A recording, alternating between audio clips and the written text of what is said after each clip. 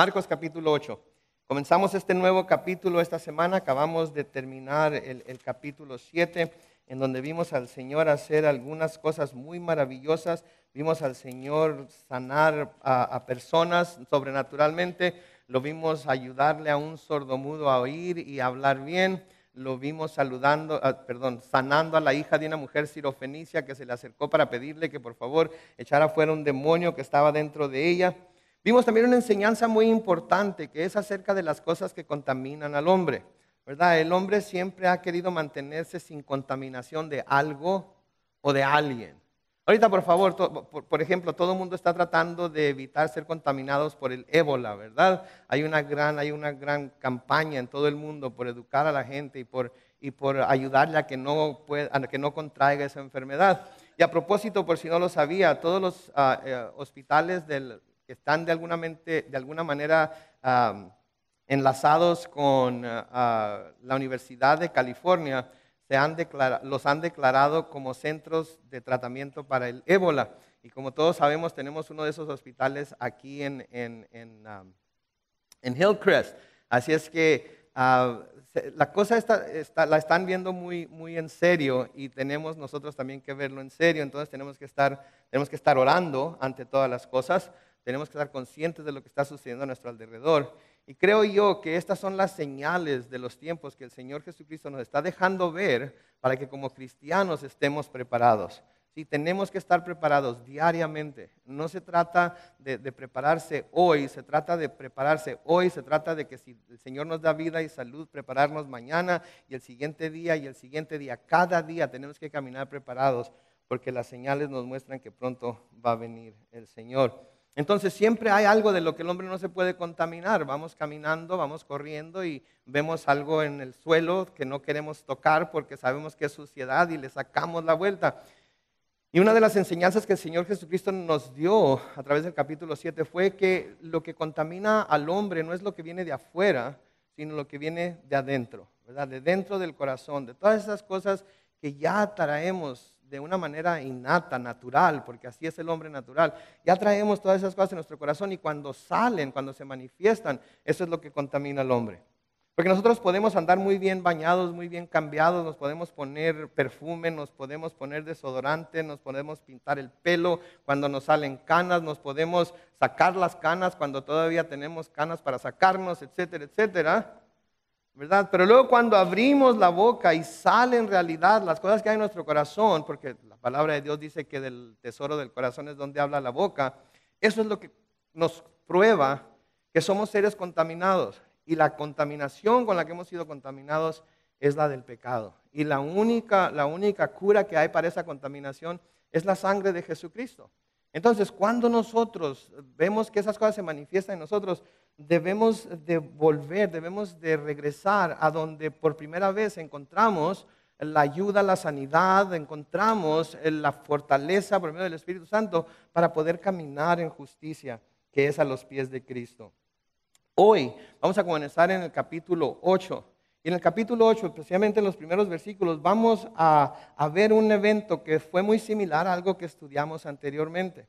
Y se pudiera decir, bueno, pues como esto es algo que ya sucedió anteriormente, deberíamos de simplemente leerlo, repasarlo, ver lo que sucede y dejarlo atrás. Pero creo que tenemos una enseñanza muy clara, muy específica a través de lo que sucede aquí, por la reacción que los discípulos tienen cuando esto se presenta de nuevo. Así es que hoy estamos en Marcos capítulo 8 y vamos a comenzar a leer en el versículo 1, en donde decimos: por esos días volvió a reunirse una gran multitud. Y como no tenían que comer, Jesús llamó a sus discípulos y les dijo: esta gente me parte el corazón. Si está leyendo la Biblia Reina Valera 60, dice: tengo compasión de la gente. Hace ya 3 días que están conmigo y no tienen que comer. Noten, volvió a reunirse la multitud. Y tenemos que recordar que cuando estamos leyendo estos sucesos, no es como que uno sucede detrás del otro. Aquí cuando estamos leyendo este pasaje, estamos ya a 2 años, quizás hasta 2 años y medio de que el ministerio del Señor Jesucristo terrenal ha comenzado, el ministerio terrenal del Señor Jesucristo ha comenzado. Entonces ya ha pasado algo de tiempo. Y esta es una segunda ocasión en la que se le presenta, no el problema, porque para él no era problema, pero la oportunidad de hacerles ver a sus discípulos el poder que Él tenía para obrar sobrenaturalmente. Y vemos que pasa algo muy similar a lo que pasó hace 2 capítulos, en donde se ha reunido una gran multitud alrededor de Él. Esa multitud ha estado con Él ya por algún tiempo, ya por algunos días. Y una de las cosas por las que Él se preocupa es porque esa multitud no ha comido. Y yo creo que eso habla mucho de nuestro Señor Jesucristo. El Señor Jesucristo, Dios, nuestro Padre Celestial, se preocupa por las necesidades físicas que nosotros tenemos. Se preocupa por lo que vamos a comer, se preocupa por lo que vamos a beber, se preocupa por lo que nos vamos a poner. Se preocupa por todas las cosas que nosotros nos preocupamos o tenemos la tendencia a preocuparnos por ellas aquí en la tierra. Y aquí el Señor Jesucristo, que viene a manifestar el carácter de Dios, que viene a manifestar el corazón de Dios hacia su creación, nos está mostrando que eso es lo que está sucediendo. Ahora el Señor siempre pide y siempre nos ha dicho a través de las Escrituras y por el poder del Espíritu Santo que algo que tiene que suceder es que nosotros tenemos que preocuparnos más por buscar el reino de Dios y su justicia que buscar suplir todas las necesidades terrenales que tenemos. Porque el Señor mismo nos dice, ¿sí?, que si buscamos primeramente el reino de Dios y su justicia, todas las cosas que necesitamos, lo que vamos a comer, lo que vamos a beber, lo que nos vamos a poner, todas esas cosas nos van a ser dadas, nos van a ser suplidas por Él. Y a veces nosotros tenemos las cosas tergiversadas, las tenemos al revés. Creemos que Dios nos puso aquí en esta tierra para luchar por el pan diario de cada día, para luchar por la ropa que nos vamos a poner, para luchar por el lugar donde vamos a vivir, para luchar constantemente por todo aquello que nos da esas comodidades que nosotros a través de lo que hemos aprendido y que el mundo nos muestra, creemos que necesitamos para poder ser felices. Y el Señor nos dice todo lo contrario. No. Busquen primeramente el reino de Dios y su justicia. Que ese sea su primer trabajo, el primer esfuerzo. Lo primero que ponen ante todo es buscar el reino de Dios y su justicia, y todo lo que necesitan les va a ser proveído. Esta gente andaba buscando a Cristo. Esta gente andaba detrás de Cristo. Esta gente seguía a Cristo porque quería ver lo que Cristo estaba haciendo. Quería de alguna manera ser tocada por Cristo, ser fortalecida por Él. Quería encontrar alguien en quien poder poner su fe, que no les fuera a fallar, como ya todos los líderes religiosos y todas sus religiones les habían fallado hasta ahorita. Porque podían ver que Jesucristo era consistente en lo que enseñaba, que Jesucristo era consistente en su manera de hacer las cosas. No miraban a un Cristo vestido de alguna manera o ministrando en algún lugar un día, y al siguiente día o a la siguiente semana o al siguiente mes, ya que había tenido suficiente gente siguiéndole, se cambiaba a un lugar más grande, se cambiaba de ropa y se vestía con más, ¿qué diremos?, más de moda, con más caché o lo que sea. No hacía eso, era consistente en su manera de ministrar, en su manera de servir, en su manera de hablar y en su manera de hacer las cosas. Y ayer estaba viendo un video, no sé si ustedes han oído de la iglesia La Luz del Mundo, y estaba viendo el templo que tienen en la ciudad de Guadalajara, y estaba viendo al profeta que está al frente de esa iglesia, y estaba viendo cómo se viste y cómo cuando va a predicar entra desde la puerta de atrás, por encima de una pasarela, y va saludando como a la gente como si fuera reina de belleza, así. Y toda la gente gritándole y hablándole y diciéndole y alabándolo y todo eso. Y luego miré la historia de esa iglesia y cómo comenzó de una manera muy humilde, muy pequeña. ¿Saben qué? Nosotros podemos ver a través de las Escrituras y ver que como Jesucristo comenzó su ministerio, así lo terminó. No cambió, no hizo nada diferente, no buscó mejores métodos de alcanzar a la gente. Simplemente estuvo ahí para dirigirlos hacia Dios. Simplemente estuvo ahí para decirles que Él había venido a abrir las puertas al cielo. Simplemente estuvo ahí hablándoles acerca del arrepentimiento y de que cómo ellos podían llegar a Dios por medio de Él. Y aquí vemos ese corazón de Jesús una vez más. Noten el versículo 2 de nuevo. Cuando el Señor miró que esta multitud estaba ahí, que no habían comido, Jesús llama a sus discípulos y les dijo: esta gente me parte el corazón. Y esta es la versión Reina Valera contemporánea, y escogí esa versión precisamente porque creo que expresa más lo que el lenguaje original dice. Esta gente me parte el corazón, porque hace ya 3 días que están conmigo y no tienen que comer. La palabra en griego que se traduce aquí, me parte el corazón, quiere decir, me hace que se me muevan las entrañas con compasión por ellos. Se me mueven las entrañas cuando los miro con hambre, cuando los miro como ovejas sin pastor, cuando los miro sufriendo, cuando los miro cómo me siguen y cómo están dispuestos a dejar todo para seguirme, cuando los miro con sus hijos a un lado, cuando los miro que en donde quiera que voy ahí están para encontrarme, cuando los miro con qué afán me están buscando, hacen que mis entrañas se muevan con compasión dentro de mí por ellos. Saben que el Señor Jesucristo es un Dios lleno de compasión. El Señor Jesucristo tiene compasión para con todos nosotros. Y yo creo que así como miraba a esta gente que lo seguía y sentía esa compasión que hacía que se movieran sus entrañas por las necesidades que ellos tenían, yo creo que así nos ve a nosotros también como sus ovejas. Cuando admitimos nuestras necesidades, cuando admitimos nuestras debilidades, cuando vamos delante de Él y reconocemos que sin Él no somos nada, que sin Él simplemente somos como cualquier hombre o como cualquier mujer que anda en esta vida caminando y tratando de sobrevivir. Cuando nos ve que sentimos en nuestro corazón que esta tierra no es nuestro hogar, que nuestro corazón anhela esa patria celestial, que nuestro corazón cuando despertamos lo primero que pregunta es, Señor, ¿por qué no hoy? ¿Por qué no me llevas hoy? ¿Por qué no nos llamas hoy? ¿Por qué no vienes por tu iglesia hoy? Se llena de compasión por nosotros. Y yo estoy seguro que el Señor quisiera en ese mismo momento arrebatarnos y llevarnos. Pero saben que hay mucha gente que se quedaría atrás todavía. Mucha gente por la que Él también murió. Mucha gente por la que Él derramó su sangre. Mucha gente que Él quiere que se vaya con nosotros, que no se quede atrás. Y si somos honestos, mucha gente que nosotros no queremos que se queden atrás. Que queremos que se vayan con nosotros.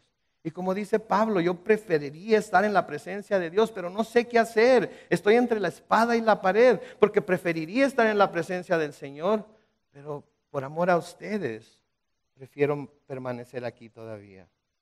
¿Sí? Y el Señor Jesucristo, a veces pensamos que debería de venir ya, que ya es el tiempo. Mira la maldad, mira todo lo que está sucediendo, mira las enfermedades, mira las guerras, mira las maldades. Y nosotros como cristianos que sabemos lo que podemos esperar cuando lleguemos al cielo, egoístamente anhelamos todas esas cosas. Pero el Señor Jesucristo dice, espérense todavía un poquito más. Porque todavía no ha llegado a su fin la paciencia, la gracia, la misericordia, la compasión de Dios.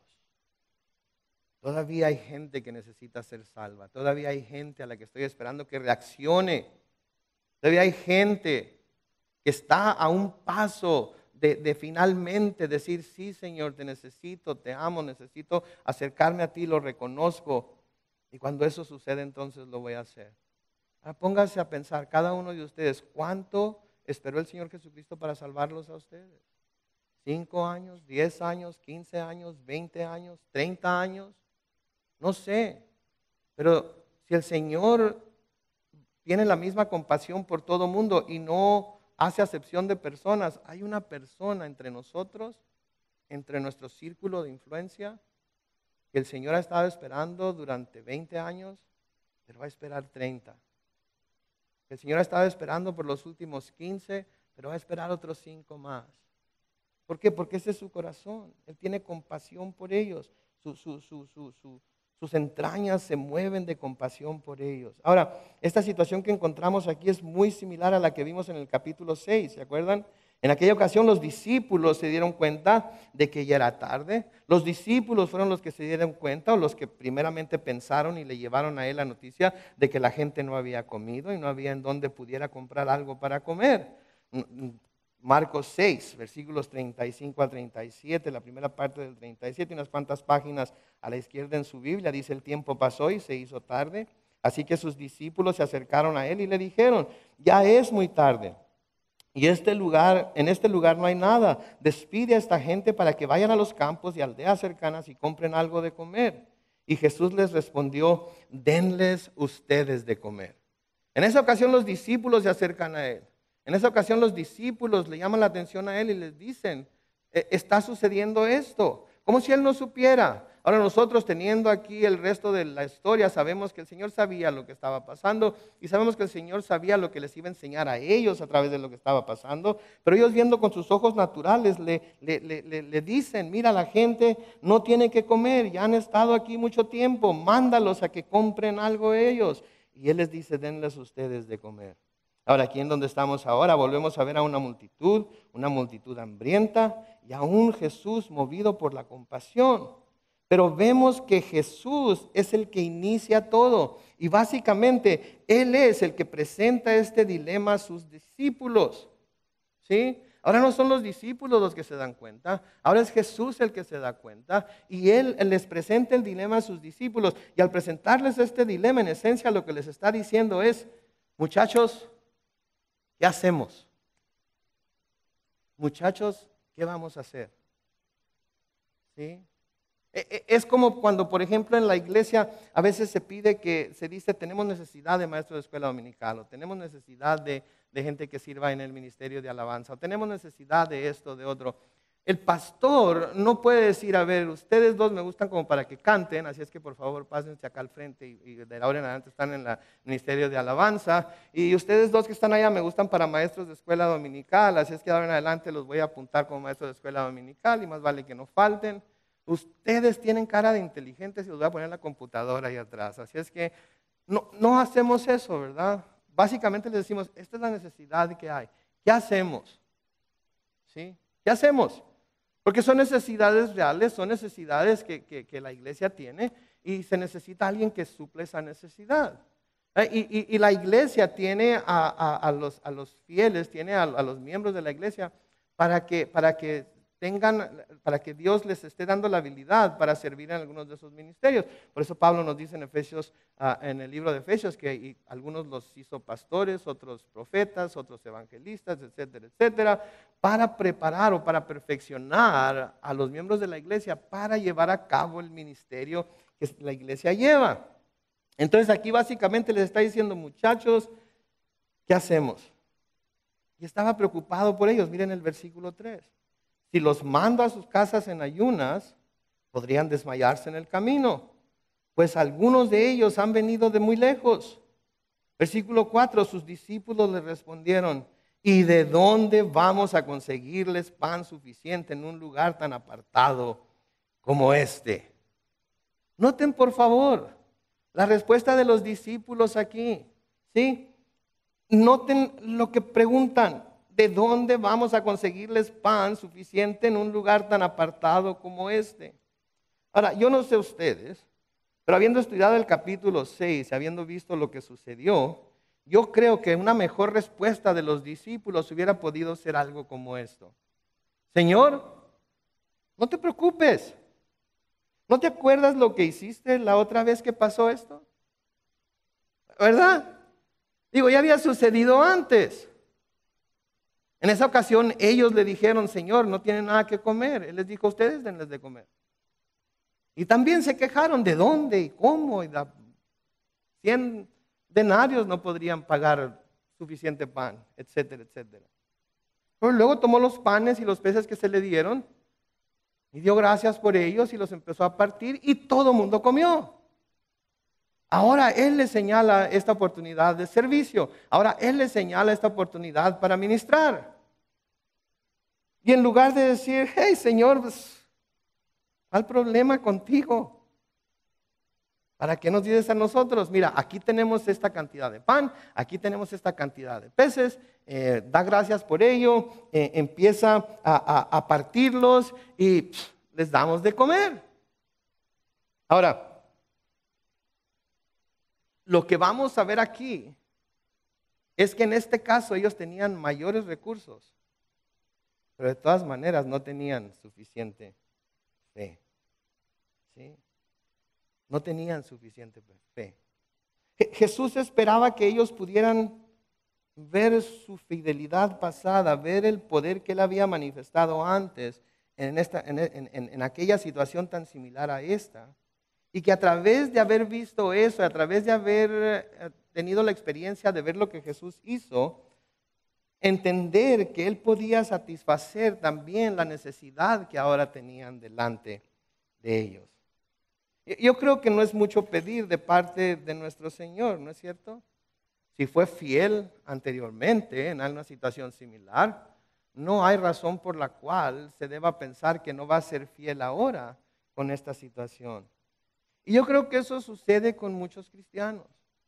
Han pasado por tantas experiencias con Dios. Han pasado por tantas experiencias en las que Dios se ha manifestado poderoso a su favor. En su trabajo, en su matrimonio, en su familia, en enfermedades, en necesidades, en carencias, en búsqueda de trabajos, etcétera, etcétera. En todo lo que pudiéramos llamar como experiencia humana. Hemos visto a Dios ser fiel. Pero luego cuando somos presentados con otra situación, a veces muy similar a una que ya hemos pasado con la ayuda de Dios, en lugar de decir, ok, Señor, y ahora yo sé lo que hiciste la vez pasada, ¿vas a hacer lo mismo? ¿O cómo le vas a hacer hoy? Estoy ansioso por ver cómo vas a solucionar este problema. Estoy ansioso por ver tu poder manifestado. Estoy ansioso por verte hacer otra obra sobrenatural.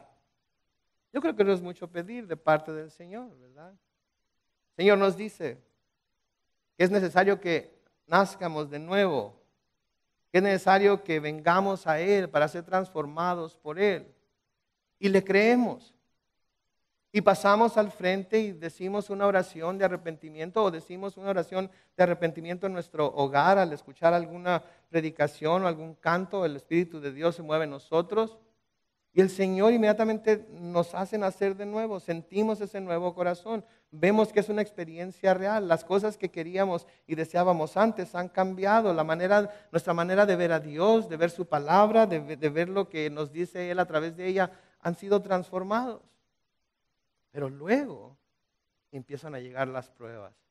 Luego empiezan a llegar las aflicciones. Luego empiezan a llegar los ataques del enemigo. Luego empiezan a llegar los ataques de nuestros propios familiares. Y de repente, la obra sobrenatural que nuestro Señor hizo en nuestro corazón es olvidada. Y se nos olvida que para el Señor no fue ningún problema cambiarnos a nosotros, aun cuando éramos pecadores como nadie se imagina. Y creemos que las cosas que ahora vienen a nuestra vida son demasiado difíciles para Dios. Cuando el milagro más grande, la manifestación más grande de su poder fue en mi vida, fue que ha cambiado mi corazón. Fue que me ha dado un amor sobrenatural por Él, un amor sobrenatural por su palabra, un deseo sobrenatural por estar en su presencia, un anhelo sobrenatural por un día estar con Él en el cielo, una imaginación sobrenatural que me hace ver las calles de oro y la ciudad santa en el cielo, en donde un día yo voy a estar. Tengo ojos para ver eso, aunque no lo pueda ver claramente, lo veo a través de un espejo, pero creo en ello y lo espero. Pero la situación por la que estoy pasando es demasiado difícil para Dios. Es un error, mis hermanos. Ese es un error porque ¿saben qué? Porque tenemos que confiar que el mismo Dios que nos salvó, el mismo Dios que nos transformó, el mismo Dios que nos ha dado esos ojos sobrenaturales, esos ojos espirituales, el mismo Dios que ahora ha abierto nuestros oídos a escuchar las verdades de su palabra por el poder de su Espíritu, es el mismo Dios para el cual no hay nada imposible. Tenemos que creerlo. Y tenemos que afrontar la vida con esa misma, con esa fe. Tenemos que afrontar la vida con esa convicción de que aun cuando hoy no estén yendo todas las cosas como yo quiero que vayan, si mañana llega, Dios tiene otra oportunidad para cambiarlas. Y si mañana no llega, las cosas van a cambiar porque voy a estar en el cielo. ¿Entienden? Tenemos la de ganar de cualquier forma. Pero lo que tenemos que hacer es aprender a poner nuestra fe en el Dios que nos ha salvado. A poner nuestra fe en todo aspecto de nuestra vida en el Dios que nos ha hecho las criaturas que ahora somos, nuevas criaturas en Él. Porque esa es la manera de poder dar poner un pie delante del otro en nuestro peregrinar por esta vida. Y todo se hace por fe. Noten el versículo 5. Jesús les preguntó: ¿cuántos panes tienen ustedes? Y ellos respondieron: 7. ¿Se acuerdan? La ocasión anterior habían tenido 5 panes. Esta vez tienen 7 panes. Tienen más que la ocasión anterior. Su mente debe haber dicho, si la vez pasada teníamos nada más 5 panes y se acuerdan cuántas canastas recogimos, ahora con 2 panes más, imagínense cuántas canastas van a sobrar. ¿Sí? Quizás van a sobrar el doble de canastas. Noten, tenían entonces más recursos, pero aún así lo que más necesitaban les estaba faltando, y esto era la fe. Era la fe. A veces nos sucede eso a nosotros, no, Señor, si mi patrón me diera un aumentito, 10% más, ¿o qué? 5% más. Oh, con ese 5%, ¿cuánto podría ser? Señor, voy a poder diezmar, voy a poder ofrendar, voy a poder comprar esa televisión de 60 pulgadas que tanto he deseado, voy a poder comprar un mejor carro, voy a poder comprar mejores tenis a mis hijos. Ahorita les estoy comprando Vans, pero les voy a comprar Nikes. 5% más, Señor. Y el Señor da 10%. ¡Woohoo! ¡Auch! Pedí 5 y me dio 10. Y pasan las semanas y pasan los meses. Y de repente ya no alcanza. Tengo más, pero de todas maneras no me alcanza. El Señor me dio más recursos, pero de todas maneras no es suficiente. Tengo que buscar más, tengo que tener más, porque si no, no puedo hacer todo lo que yo quiero hacer. No lo que Dios quiere hacer, lo que yo quiero hacer. Ellos tenían más recursos. Entonces tuvieron 5 panes, hoy tienen 7. Tienen más, pero de todas maneras les falta la fe. Y es curioso, ¿no? A veces mi mamá siempre me ha dicho, Carlos Manuel, mira, no pidas más, porque entre más tengas, más vas a querer. Entre más tengas, más vas a querer. Como seres humanos nunca tenemos suficiente de las cosas de la tierra que queremos tener. Y tenemos que recordar algo. Así, cuando tenemos necesidades, cuando tenemos carencias, pero tenemos recursos de todas maneras, debemos de recordar que la cantidad que creemos que necesitamos a veces nos hace que nos olvidemos de que el Señor puede hacer milagros con la cantidad que ya tenemos, sea poca o sea mucha. ¿Sí? Sea poca o sea mucha. Y se nos olvida a veces el problema, a veces la necesidad, a veces la carencia, a veces lo que sea que estamos enfrentando nos hace que se nos olvide que Dios no necesita mucho. Dios necesita nada más uno. Porque Dios y uno hacen la mayoría. ¿Han escuchado ese dicho? Dios y uno hacen la mayoría. Dios y un peso en mi bolsa me hace rico. ¿Sí? Porque Él es el dueño de toda la tierra. Y lo que menos necesito es más de la tierra. Lo que necesito es más de Dios. Y lo poco que yo pueda tener aquí en la tierra, con la misma habilidad que Él me da, Él lo va a multiplicar y va a suplir todas mis necesidades. Noten el versículo 6 de Marcos 8. Entonces Jesús mandó a la multitud que se recostara en el suelo y luego tomó los 7 panes y después de dar gracias los partió y se les dio a sus discípulos para que ellos los repartieran entre la multitud. Y ellos así lo hicieron. Tenían también unos cuantos pescaditos. Así que Jesús los bendijo y mandó también que los repartieran. Noten, la vez pasada, ¿se acuerdan cuántos peces tenían? 2. Esta vez tienen unos cuantos. O sea, que eran más de 2, más de 3, quizás 5, pudieron ser hasta 10. De nuevo, más recursos de lo que tenían antes, pero 0 fe. O no mucha fe. O no una gran fe. De nuevo, no importa cuánto hayan tenido, ¿sí? Lo que el Señor quería era que por fe supieran que fuera mucho, fuera poco, Él iba a poder proveer. Y noten, con esos panes y con esos pescaditos, lo que sucede en el versículo 8. como la primera vez. Toda la gente comió hasta quedar satisfecha, y cuando recogieron lo que sobró, llenaron 7 canastas. Los que comieron eran como 4,000. Y luego Jesús los despidió. Noten por favor otra cosa aquí también. ¿Cuántos eran la primera vez que alimentó? 5,000.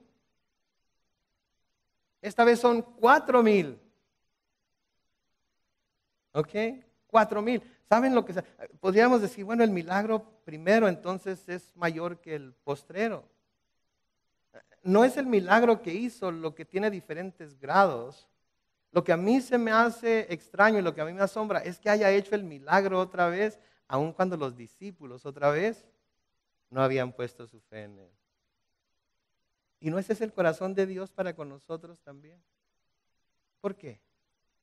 Porque saben que la palabra de Dios nos dice que aun cuando a nosotros nos falta la fe, Él sigue siendo fiel porque no se puede negar a sí mismo. Él sigue siendo fiel, aun cuando a nosotros nos falta la fe, aun cuando nosotros empezamos a preguntarnos, Señor, pero ¿y ahora cómo le hago? Señor, pero ¿y ahora de dónde? Señor, pero ¿y ahora qué va a suceder? Él sigue siendo fiel. ¿Por qué? Porque Él ha prometido que va a suplir para nosotros. Él ha prometido que va a cuidar de nosotros. Y nosotros lo que tenemos que hacer es andar por fe, siguiéndole a Él. Entonces comieron 4,000. Luego dice ahí en el versículo 9, luego Jesús los despidió y enseguida entró en la barca con sus discípulos para irse a la región de Dalmanuta. Ahora no sabemos en dónde se encontraba Dalmanuta, pero en el pasaje paralelo a este, en Mateo capítulo 15, esa región se nombra como la región de Magdala. Y si me muestran el mapa, por favor, que está ahí luego, Magdala, ¿sí? Si se fijan aquí en el mapa, está por aquí. De nuevo en el área de Galilea, ¿se acuerdan? Estaban acá en Tiro y Sidón, bajaron hasta Decápolis, ahora están aquí en Magdala, que está a un lado de la sede de él, que era alrededor del área de Galilea. Entonces volvieron al lugar de donde salieron. Versículo 11 dice, los fariseos llegaron, allí donde se encontraban, y comenzaron a discutir con él. Para ponerlo a prueba, le pidieron que hiciera una señal del cielo. Noten por favor los fariseos. Aquí se nos muestra el corazón que los fariseos tenían. Los fariseos no le preguntaban lo que le preguntaban porque querían saber más de la verdad. Los fariseos no le preguntaban lo que preguntaban porque querían creer en él. Los fariseos le preguntaban lo que le preguntaban porque querían ponerlo a prueba. Y saben que a veces nosotros caemos en ese mismo error con Dios, de hacerle preguntas, de pedirle señales para poder saber si lo que nosotros creemos que debemos hacer viene de Él, o viene de nuestra mente, o viene de nuestro corazón, o viene de alguna otra influencia. Y a veces lo hacemos sin saber. A veces lo hacemos creyendo que eso es lo que debemos hacer, probar a Dios de alguna manera. Pero la palabra de Dios nos dice que jamás debemos de probar a Dios. El mismo Señor Jesucristo, cuando Satanás lo tentó, le dijo, no probarás al Señor tu Dios, no lo tentarás. Y a veces nosotros lo ponemos a prueba. Bueno, Señor, si este eres tú, entonces que esto suceda. Si esto viene de ti, entonces que las cosas sucedan de esta manera. ¿Saben qué? Hay una manera muy sencilla de saber si lo que estamos haciendo es la voluntad de Dios o va de acuerdo con la voluntad de Dios o es algo que Dios puso en nuestro corazón. ¿Saben cuál es? Medirlo con la palabra de Dios. Si lo que estamos queriendo hacer está de acuerdo a la palabra de Dios, es de acuerdo a la palabra de Dios, podemos estar seguros de que es la voluntad de Dios. Pero si lo que estamos queriendo hacer va en contra de lo que la palabra de Dios dice, entonces es muy claro que no es la voluntad de Dios. ¿Tenemos solteros entre nosotros hoy? ¿O somos puros gente feliz, casada ya? Por ahí son una soltera. Bueno, los solteros tienen la tendencia a hacer esto, ¿verdad? Se enamoran de alguien, un incrédulo, ¿sí? Y sienten en su corazón que él o ella es el mero mero, ¿sí? Pero es incrédulo. Y la palabra de Dios nos dice que no nos unamos en yugo desigual con los incrédulos. Entonces, ¿es la voluntad de Dios que ese soltero esté con ese incrédulo y busque casarse con él o ella? Claramente que no, si vamos a seguir la voluntad de Dios, ¿no es cierto? No hay para dónde hacerse. Pero me dirá el incrédulo, pero ¿cómo sabe, pastor, si el Señor no me va a usar a mí para traerlo a los pies de Cristo? Mi siguiente pregunta es, ¿ya le testificaste de Cristo?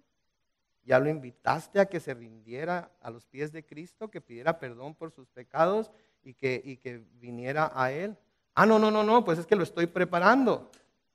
Ok, pero si se muere entre tu preparación y cuando venga, ¿a dónde se va a ir? Al infierno. Entonces, ¿por qué no le hablas? Bueno, pues es que tengo miedo de que se me vaya a ir, ¿verdad? Si le hablo mucho de eso. Entonces sigue siendo incrédulo. Sí, o incrédula, puede ser incrédula. Sí. Entonces no es la voluntad que estés con él, la voluntad de Dios que estés con él o ella. ¿Sí bien? La palabra de Dios es la luz que debemos de poner sobre cualquier cosa que queramos hacer, que deseemos hacer, para saber si es la voluntad de Dios o no. Lo único que los fariseos tenían que hacer es ir a volver a leer el libro de Isaías, es ir a volver a leer el libro de Daniel, es ir a volver los primeros 5 libros de Moisés, ¿verdad? El Éxodo, cuando habló acerca del profeta que vendría después de él, al cual le iban a preguntar y ellos iban a tener que hacer lo que él decía. Lo único que tenían que hacer es ir a leer su Biblia y la palabra de Dios les hubiera dicho que este era el Mesías, pero no, que querían una señal del cielo. Sí, como si todo lo que había estado haciendo hasta ahorita nuestro Señor Jesucristo hubieran sido cosas comunes y corrientes que habían estado viendo toda su vida. Todo lo que el Señor Jesucristo hizo delante de ellos fue sobrenatural. Todo lo que el Señor Jesucristo hizo delante de ellos era una señal del cielo. Pero nada lo satisfacía. ¿Por qué? Porque su afán no era creer en Él. Su afán no era conocer la verdad. Su afán no era reconocerlo como el Hijo de Dios, el Hijo del Dios viviente. Su afán era acabar con Él de alguna manera porque estaba amenazando el poder que ellos tenían sobre el pueblo. Y ese era su afán. ¿Y saben qué? Tenemos que reconocer como cristianos que hay mucha gente así. Y mucha gente así inclusive dentro de la misma iglesia. ¿Sí? Que nada más están esperando esa señal que los va a hacer finalmente dar ese paso que los va a llevar a los pies de Cristo. Y todo lo que han visto que el Señor ha hecho en su iglesia y en la congregación y a través de manifestaciones de sanidad y a través de manifestaciones de dones del Espíritu no son suficientes para ellos. ¿Y saben por qué no lo son? Porque no quieren la verdad. Porque la verdad está clara, la verdad se ve tan clara como el agua. Pero no quieren someterse a Él, como los fariseos no querían someterse a Él. Noten el versículo 12, lanzando un profundo suspiro, Jesús dijo, ¿por qué pide esta gente una señal? De cierto les digo que ninguna señal se les concederá.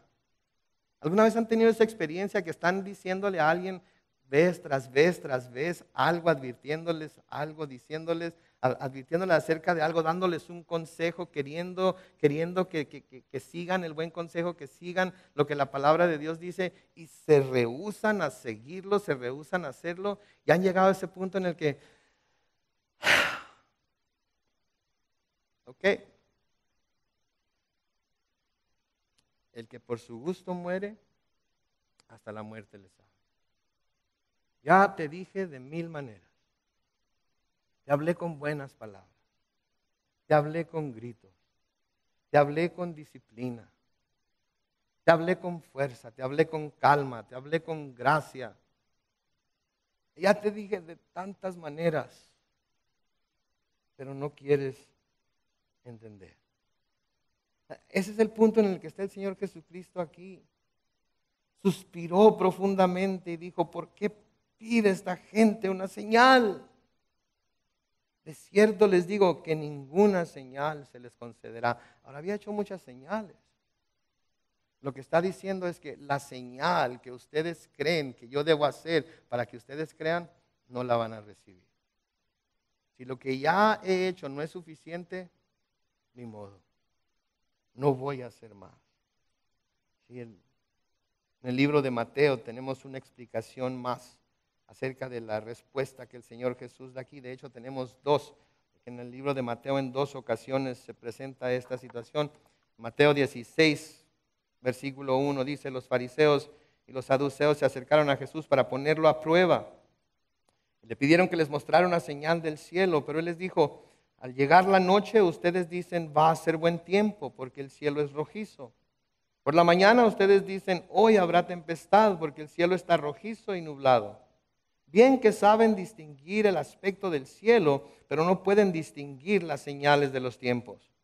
La generación mala y adúltera demanda una señal, pero no recibirá más señal que la del profeta Jonás. Y los dejó y se fue.